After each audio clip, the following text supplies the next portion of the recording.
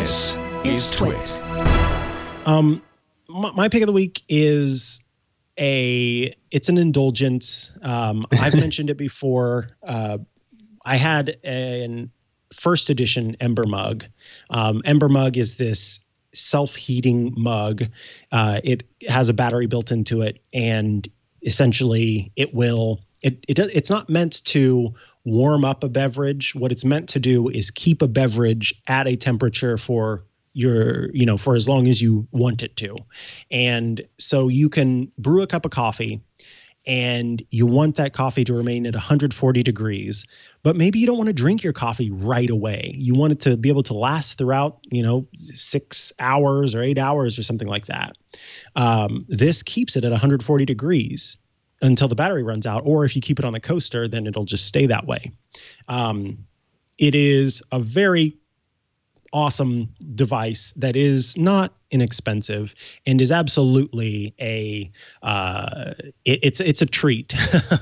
It is not anything that I need, but it is something that I want and I am happy to have, and I'm glad that I gave my that I took some of my earned money and gave myself this gift.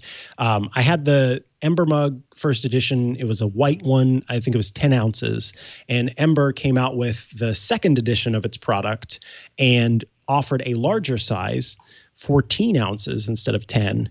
And so I upgraded to the 14 ounce size. And I pretty much use this all day. I'll have a cup of coffee at the beginning of the day, and then I usually have some sort of like a chamomile or a ginger or some sort of herbal caffeine-free tea at night. And this is there's coffee in this right now that I brewed earlier today, and it's still 140 degrees Fahrenheit. And so it's got steam coming off of it and everything. And it's great too for brewing tea. You brew it at a higher level. Same thing with coffee. It brewed at 100 degrees Celsius when it went in, but over time you can track the temperature dropping to your desired temperature, and then it will notify you and say, hey, your coffee's at 140 degrees now, so you can, you're ready to go. And then it'll keep it at 140 as long as there's battery, or you just sit it on, let me see if I can get this over here, a coaster that it comes with. And as long as it's on the coaster, it will keep that charge. My one complaint is that in Ember Mug2, they kept these pogo pins. My first edition model, the pogo pins, and one of the pogo pins went bad. Pogo pins are these little metal pins that have a spring inside of them. And so whenever you set something on top of it, it's sort of the spring keeps the contact in place. So it will keep pressing up. And so as you set something down, if it presses down more, the spring will kind of squish or depress, but it will still keep those pins pressed up against the bottom because it has little metal rings on the bottom that it actually touches to charge it.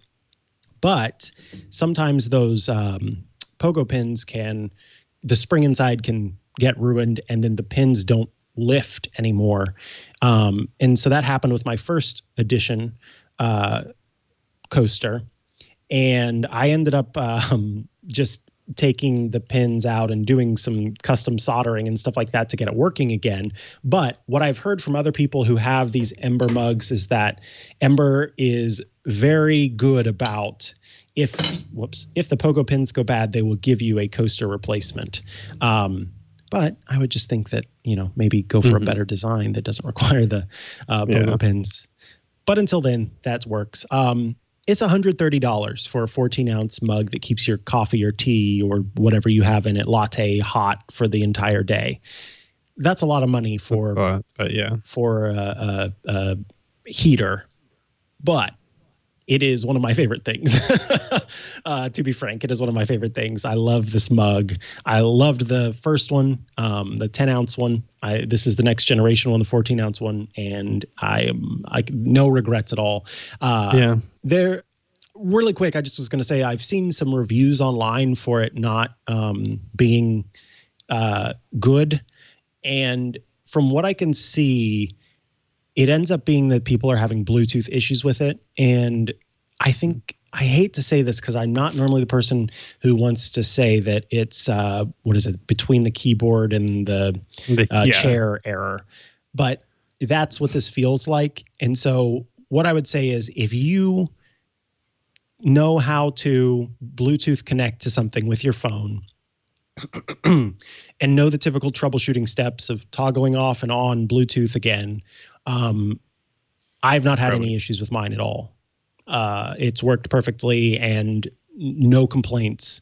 The pogo pins in this one are lasting, and everything's good. So yeah, always read the reviews, always take the reviews into consideration, but just know that I don't recommend a product that is a bad thing. And I'm always conscious of that. And if there's something that I don't like about something, Craig, Dr. Pepper Inc., you know that I would tell you that. I'm very clear about that kind of thing. So I'm not recommending this because they're, secretly paying me or something. I genuinely like this product and it makes me happy and has worked fine for me. And I feel bad that there are bad reviews out there.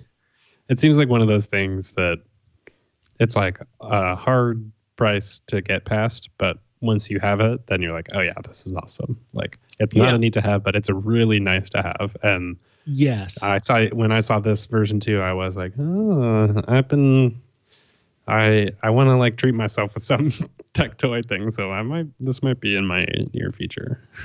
Yeah, it's so nice.